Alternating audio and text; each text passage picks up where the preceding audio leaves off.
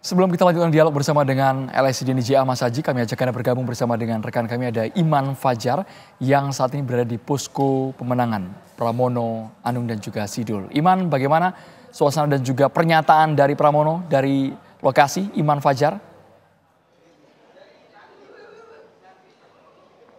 Ya, selamat malam Andromeda dan juga pemirsa. Saat ini kami melaporkan dari Hotel JS Luansa, posko pemenangan dari calon gubernur dan wakil gubernur Jakarta nomor urut 3 Pramono Anung dan Rano Karno, di mana beberapa saat yang lalu juga kami baru saja mendengar konferensi dari tim pemenangan Pramono Rano yang dipimpin oleh Calontong, di mana tim pemenangan dari Pramono Rano sendiri ini optimis bahwa pasangan dari Pramono Rano ini akan memenangi Pilkada DKI dengan satu putaran. Dan untuk saat ini memang tidak hanya hasil quick count yang ditunggu oleh kubu dari Pramono Rano, namun juga hasil real count, di mana tadi Pramono Anung juga menyebut bahwa pihaknya memang telah menyiapkan saksi-saksi di tiap TPS seluruh Jakarta yang nantinya data ini akan digunakan untuk menjadi acuan bagi mereka untuk mengumumkan hasil real count versi dari Pramono Anung dan juga Rano Karno yang rencananya akan diumumkan pada paling lama pukul 1 pagi nanti di DPD PDIP di kawasan Kelapa Gading. Dan ini yang masih menjadi yang masih ditunggu oleh para relawan dan juga Pramono Anung dan juga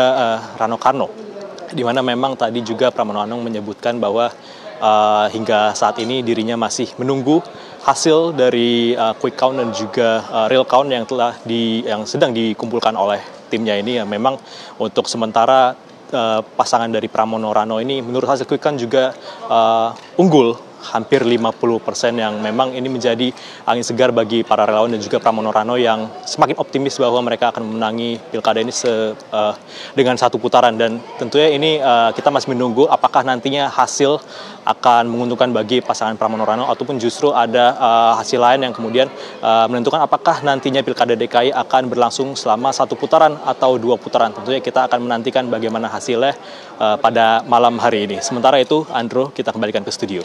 Baik, Iman Fajar mengabarkan langsung dari posko pemenangan Pramono Rano yang ada di Jakarta. Kita langsung ke Mas Aji. Ternyata kalkulasi politik dari PDI Perjuangan yang mengusung Pramono di menit-menit akhir kontestasi membuahkan hasil berdasarkan hitung cepat, Mas Aji. Iya betul, ini exercise yang berani dari PDIP ya. Tentu pasti ada kalkulasi secara elektoral ketika mengusung pasangan Pram dan Rano Karno ya. Salah satu kalkulasi yang bisa kita lihat adalah mereka mengusung Rano Karno sebagai calon wakil gubernurnya Mas Pram, karena mungkin mereka sadar betul bahwa Mas Pram kalah popularitas dibanding RK kalau kemudian nggak ada cantelan yang lain atau calon wakil yang kuat untuk bisa mendongkrak popularitas. Oleh karena itu Rano Karno masuk sebagai calon wakil gubernur mendampingi Mas Pram. Itu menurut saya salah satu faktor awal mengapa kemudian popularitas dan elektabilitas pasangan Pram Rano mulai menanjak ya. Kalau kita lihat secara timeline, pasca itu memang banyak sekali program-program yang meyakinkan pemilih khususnya di Jakarta yang kemudian dibuat, disosialisasi dan dikampanyekan oleh pasangan Pram Rano ya, yang mampu kemudian meyakinkan pemilih bahwa mereka siap memimpin Jakarta ya. Dan itu juga terlihat dalam survei ya, bahwa salah satu keunggulan pasangan Pram Rano adalah program yang mereka tawarkan ya. Dari sisi program yang ditawarkan memang persepsi pemilih lebih kuat pasangan Pram Rano dibanding RK Susono. Tapi memang ada beberapa faktor yang lain, karena survei terakhir kita itu menunjukkan cukup ketat hasil elektabilitas ya antara pasangan Pram Rano dengan RK Susono ya. Ada beberapa sisi yang lain yang sebetulnya diungguli oleh pasangan RK Susono. Salah satunya adalah faktor pengalaman ya. Karena RK pernah menjadi wali kota, kemudian menjadi gubernur di Jawa Barat. Sebetulnya persepsi pengalaman lebih kuat dari pasangan RK Susono dibanding Pram Rano. Tapi ya ini pilkada atau pemilu langsung, faktornya, variabelnya cukup banyak ya. Faktor persepsi personal, faktor kampanye dan lain-lain, saya pikir itu juga pengaruh. Jadi bukan hanya faktor sosok ya, ketepatan atau tadi exercise PDIP dalam memilih calon gubernur dan calon wakil gubernur, tapi saya melihat juga kemampuan mereka melakukan mobilisasi ya di pasca pendaftaran calon ya, melakukan mobilisasi ya di akar rumput ini juga menjadi penting untuk mengangkat suara dari pasangan Pram Rano ya. Padahal karena secara mesin parpol besar sekali untuk RK Suswono. Iya betul, memang efektivitas mesin parpol dari pasangan RK Suswono itu sebetulnya sudah mulai terbaca di beberapa survei terakhir ya. Bahkan survei yang pernah kami rilis beberapa sebulan yang lalu itu menunjukkan bahwa soliditas koalisi partai RK Suswono itu belum efektif ya. Banyak pemilih-pemilih atau konstituen dari partai-partai pendukung pasangan RK Suswono yang pemilihnya banyak juga memilih pasangan Pram Rano ya. Jadi efektivitas koalisi atau mesin partai koalisi RK Suswono ini juga sudah menunjukkan kekuatan yang tidak solid ya, bahkan jauh sebelum pilkada hari ini ya. Jadi ya saya pikir banyak faktor yang menyebabkan ya. Salah satunya yang saya lihat merupakan keunggulan dari pasangan Pram Rano adalah kemampuan mereka untuk bisa melakukan kampanye yang masif ya ke akar rumput, sehingga itu juga membuat ada peningkatan dukungan yang luar biasa dari pasangan Pram Rano yang bisa menyalip pasangan RK Suswono. Baik, kita ke Prof. Burhan. Selain program gagasan yang ditawarkan dekat dengan halayak, kalau kita tarik ke pendampingnya Mas, Suswono head to head dengan Sidul, apakah memang jadi pendongkrak yang sangat signifikan, Prof. Burhan? Betul, jadi faktor Rano Karno menjadi variabel determinan yang menjelaskan mengapa Pramono unggul di Jakarta ya. Meskipun keunggulannya masih belum konklusif 1 atau 2 putaran, tetapi buat Pramono Rano Karno yang mengejar dari bawah itu satu hal yang luar biasa mengejutkan dan sekaligus patut untuk diapresiasi. Dan Rano Karno pertama tingkat kedikenalannya bahkan mengalahkan 3 calon gubernur. Jadi dia lebih dikenal ketimbang Ridwan Kamil, ketimbang Pramono Anung maupun Darmakun ya.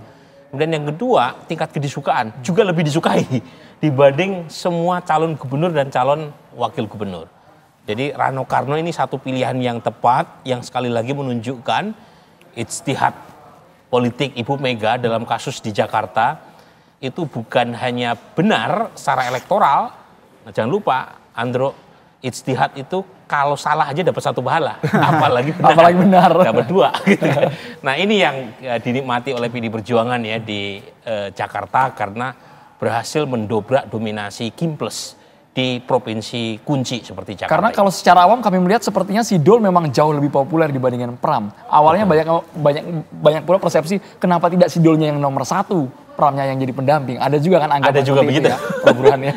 Dan Dul kan kalau kita lihat rekam jejaknya kan mantan wakil gubernur Banten, pernah juga menjadi gubernur Banten ketika menggantikan Ibu Atut ya. Kalau tidak salah ketika Ibu Atut tersandung kasus ya. Artinya dia punya pengalaman teknokratik sebagai seorang pejabat publik ya. Tetapi karena beliau kader partai ya, diamanahkan sebagai wakil gubernur ya, dia sami'na wa ta'na terhadap keputusan Ibu Mega. Karena Ibu Mega mengatakan berkali-kali ya, kader PDI Perjuangan adalah petugas partai. Jadi meskipun lagi-lagi secara teknokratik, secara elektoral, Dul saya kira juga punya pengalaman yang tidak kalah dibanding Mas Pram. Dan jangan lupa ada penambahan nama. Ya, kan awalnya Rano Karno. Kemudian dibawa ke pengadilan, akhirnya tambahkan Sidul. Di surat suara jadi yang tercetak Rano Karno, Sidul. Jadi itu juga penting karena sebelum Rano Karno mendampingi Mas Pram, itu etnik Betawi kan ke Ridwan Kamil. Nah ketika ada Sidul, anak Betawi, itu langsung tuh menjadi daya tarik terutama buat segmen pemilih Betawi. Dan orang tidak lagi mempersoalkan apakah dia latar belakangnya Betawi asli ataukah hanya peran di film ya. Tetapi ketika ada Sidul itu sudah. Jadi ini lagi-lagi satu pilihan elektoral yang menunjukkan kejelian PDI Perjuangan dalam mengusung calon di Jakarta. Dan selama masa kampanye Mas Burhan dan juga Mas Haji melihat program kerja mereka. Ada kalau versinya RK punya mobil curhat. 1 RW bisa mendapatkan kucuran dana hingga ratusan juta rupiah. Apakah itu tidak kurang efisien lagi yang ditawarkan kepada masyarakat, Mas Haji Prof. Burhan? Sesaat lagi ditanggapi. Kita harus jeda terlebih dahulu. Pemirsa, tetaplah bersama kami di Pemimpin Daerah Terpilih.